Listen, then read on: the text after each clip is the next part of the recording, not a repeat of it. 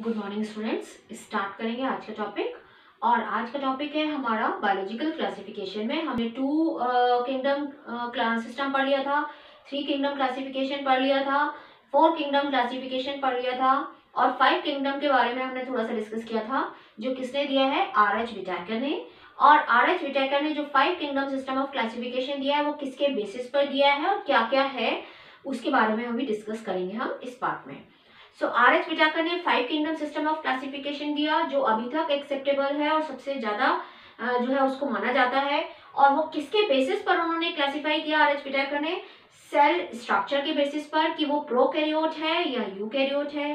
फिर थैलस, उसकी जो थैलस बॉडी ऑर्गेनाइजेशन है यानी बॉडी ऑर्गेनाइजेशन उसकी कैसी है, डिफरेंशिएट हो रही है बॉडी या नहीं हो रही है, मोड ऑफ न्यूट्रिशन उसका क्या है, रिप्रोडक्शन एंड फाइलोजेनेटिक रिलेशनशिप यानी इवोल्यूशनरी रिलेशनशिप।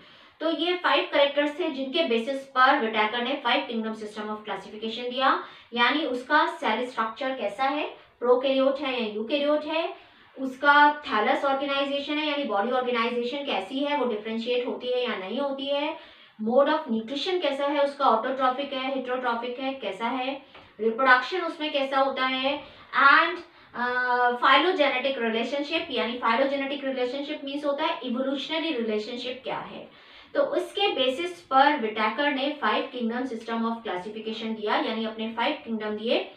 कौन कौन से चले आ रहे थे, पहले एरिस्टोटल आए, फिर लीनियस आए, लीनियस ने 2 किंगडम दिया, किंगडम प्लांटी, किंगडम एनिमेलिया। फिर उसके बाद आपका जो है हैकल आए और हैकल ने आकर जो है वो 3rd किंगडम ऐड किया और वो कौन सा किंगडम था, 3rd किंगडम प्रोटिस्टा। फिर उसके बाद कोपलैंड आए जिन्होंने मोनेरा को जोड़ा, 4th किंगडम।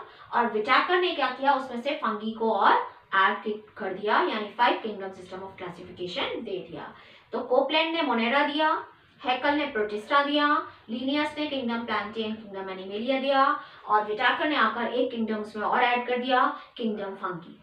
तो अब ये किसके बेसिस पर क्या क्या फीचर्स हैं जिनके बेसिस पर इसको डिफरेंशिएट किया। और आपको पता है कि इसमें अगर हम देखें तो बहुत इजी है, कैसे कि एक ही प्रोकैरियोट है बाकी सारे यूकैरियोट। अब वो प्रोकैरियोट कौन सा है, जो सबसे पहले जो सबसे लोअर ग्रुप के ऑर्गेनिज्म है यानी जिनको हम बोलते हैं प्रोकैरियोट। प्रो यानी सबसे पहले वाले यानी प्रिमिटिव यानी न्यूक्लियस से पहले वाले, कैरियो मीन्स न्यूक्लियस, पहले वाले यानी प्रिमिटिव यानी बैक्टीरिया एंड ब्लूग्रीन एल्गी जिसमें आता है। सो सबसे प्रिमिटिव वाले जो आ गए वो हो गए प्रोकैरियोटिक, तो मोनेरा अलग हो गया, बाकी सारे यूकैरियोटिक। तो आप उसको ऐसे डिफरेंशिएट कर सकते हो कि मोनेरा को अलग कर दो जो प्रोकैरियोट है, बाकी सारे यूकैरियोट। तो आप इजीली लर्न कर पाएंगे करेक्टर कि एक प्रोकैरियोट है मोनेरा, उसके बाद सारे यूकैरियोट हैं। फिर हमको पता है कि जो प्रोकैरियोट्स होते हैं क्योंकि उनके पास सेल ऑर्गेनेल्स नहीं होते हैं, ना उसके पास न्यूक्लियर मेम्ब्रेन होती है, तो न्यूक्लियर मेम्ब्रेन इसके पास एब्सेंट है, न्यूक्लियर मेम्ब्रेन प्रेजेंट नहीं है। सिंगल एक क्रोमोसोम होता है जो सेंटर में पड़ा रहता है, बाकी सबके पास न्यूक्लियर मेम्ब्रेन प्रेजेंट है, तो ये फीचर आ गया। फिर आता है आपका कि सेल स्ट्रक्चर। तो सेल स्ट्रक्चर में अगर हम देखें तो देखो 2 ही हैं जो सिंगल सेल जिसमें आते हैं, प्रोकैरियोट यानी मोनेरा जो सिंगल सेल प्रोकैरियोट है और सिंगल सेल यूकैरियोट यानी प्रोटिस्टा।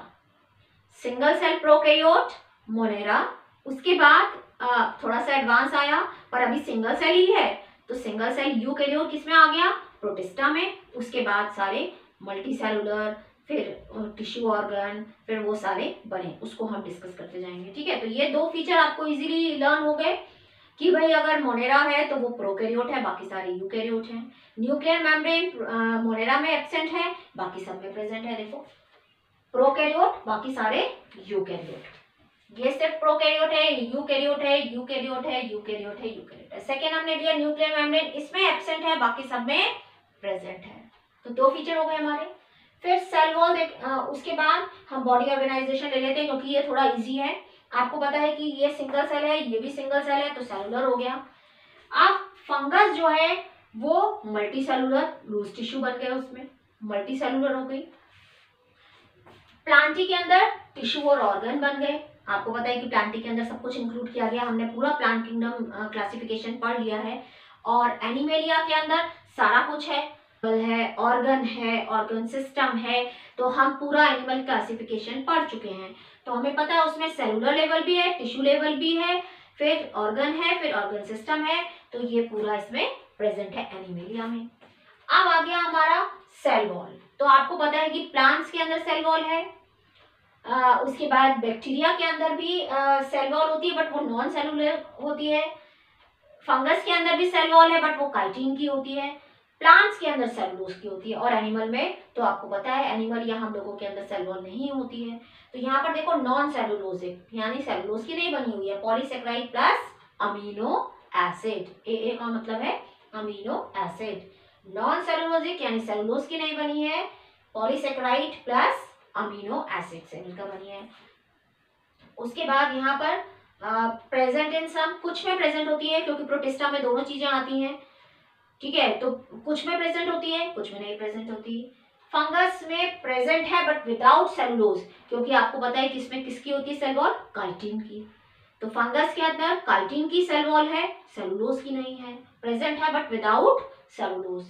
हाँ, प्लांटी के अंदर सेलुलोज की सेल वॉल है, तो प्रेजेंट सेलुलोज। और यूकैरियोट, यहाँ पर एनिमेलिया के अंदर, एनिमल्स के अंदर सेल वॉल नहीं होती है, हम लोगों के अंदर सेल वॉल नहीं होती है, तो यहाँ आ गया एब्सेंट।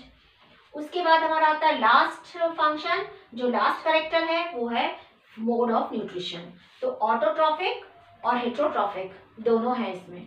ऑटोट्रॉफिक में भी केमोसिंथेटिक एंड फोटोसिंथेटिक दोनों आते हैं। केमोसिंथेटिक जो लाइट एनर्जी को यूज नहीं करते, केमिकल्स यूज कर रहे हैं, यानी हाइड्रोजन यूज कर रहे हैं, नाइट्रोजन यूज कर रहे हैं, कोई भी केमिकल यूज कर रहे हैं, नाइट्राइट यूज कर रहे हैं, तो यानी वो केमिकल को यूज करके कर रहे हैं, तो वो केमोसिंथेटिक हो गया, ठीक है। और जो लाइट को यूज करके कर रहे हैं तो वो फोटोसिंथेटिक हो गया। हेट्रोट्रॉफिक, हेट्रोट्रॉफिक में आपको पता है कि जो बैक्टीरिया आता है वो सेप्रोफाइटिक भी होता है और पैरासिटिक भी होता है। जो डिकम्पोजर सेप्रोफाइटिक यानी डेड बॉडीज को डिकम्पोज करता है, पैरासिटिक जो पैरासाइट है। तो दोनों तरह से आता है, इसमें सेप्रोफाइटिक भी है और पैरासिटिक भी है। प्रोटिस्टा में भी दोनों तरह का है, ऑटोट्रॉफिक भी है, हेट्रोट्रॉफिक भी है। ऑटोट्रॉफिक में फोटोसिंथेटिक भी है और हेट्रोट्रॉफिक भी है। इसको हम पूरा डिटेल में पढ़ेंगे कि किसके अंदर ऑटोट्रॉफिक होता है, किसके अंदर हेट्रोट्रॉफिक होता है। फंगस में हेट्रोट्रॉफिक या ऑटोट्रॉफिक नहीं है, फंगस अपना खाना खुद नहीं बनाती है, बट सेप्रोफाइटिक और पैरासिटिक दोनों तरह का होता है। कुछ पैरासाइट है फंगस और कुछ सेप्रोफाइटिक है जो डिकम्पोजर का काम करती हैं। प्लांट्स ऑटोट्रॉफिक है, प्लांट्स अपना खाना खुद बनाते हैं, फोटोसिंथेसिस की प्रोसेस करते हैं। और एनिमल्स में क्या आएगा, हेट्रोट्रॉफिक और होलोजोइक। जो हम लोग जैसे होलोजोइक हैं तो क्या करते हैं, सॉलिड फूड को लेते हैं। तो ये फीचर्स हैं, ये आपका एनसीईआरटी की टेबल है जो जिसके बेसिस पर विटाकर जो है वो इनको डिफरेंशिएट किया है 5 किंगडम सिस्टम ऑफ क्लासिफिकेशन, जिसमें आपने प्लांटी पूरा पढ़ लिया, एनिमेलिया पूरा पढ़ लिया। तो अब इसके अंदर हम मोनेरा, प्रोटिस्टा एंड फंगस तीनों को हम बायोलॉजिकल क्लासिफिकेशन के अंदर पढ़ेंगे। और ये दो हम ऑलरेडी पूरा डिटेल में डिस्कस कर चुके हैं, kingdom Plantae and kingdom animalia. तो क्लियर हो गया, इजी है कि सबसे पहले आप सेल टाइप प्रोकैरियोट को अलग कर दो, उसके बाद यूकैरियोट हो गए। फिर न्यूक्लियर मेम्ब्रेन इसमें एब्सेंट, बाकी सब में प्रेजेंट। उसके बाद सेल टाइप में यहाँ पर क्या हो गया, सेलुलर सेलुलर, फिर उसके बाद multi cellular loose tissue, tissue organ, फिर टिश्यू ऑर्गन ऑर्गन सिस्टम। फिर आ गया कि सेल वॉल है बट ये नॉन सेलुलोजिक है, ये भी प्रेजेंट है कुछ में। यहाँ पर प्रेजेंट है बट विदाउट सेलुलोज, काइटिन की होती है प्रेजेंट और उसमें absent. Mode of nutrition autotrophic heterotrophic दोनों है, यहाँ पर ऑटोट्रॉफिक हेट्रोट्रॉफिक दोनों है। यहाँ पर हेट्रोट्रॉफिक है, हेट्रोट्रॉफिक में भी सेप्रोफाइटिक और पैरासिटिक है, ऑटोट्रॉफिक नहीं है। प्लांट ऑटोट्रॉफिक है और एनिमेलिया हेट्रोट्रॉफिक है। तो इसके बेसिस पर विटाकर ने इसको 5 किंगडम सिस्टम ऑफ क्लासिफिकेशन दिया। उसके बाद वॉयज आए थे, वॉयज ने 6 किंगडम सिस्टम ऑफ क्लासिफिकेशन दिया, तो वो क्या है उसको भी हम पढ़ेंगे और फिर इनको हम अलग से पूरा इसमें डिस्कस करेंगे। तो आपको ये समझ में आया होगा। सो इसको आप एक बार पढ़ लीजिए, इजी है, मैंने आपको तरीका भी बता दिया है। तो please like, subscribe and share. Thank you, thanks for watching.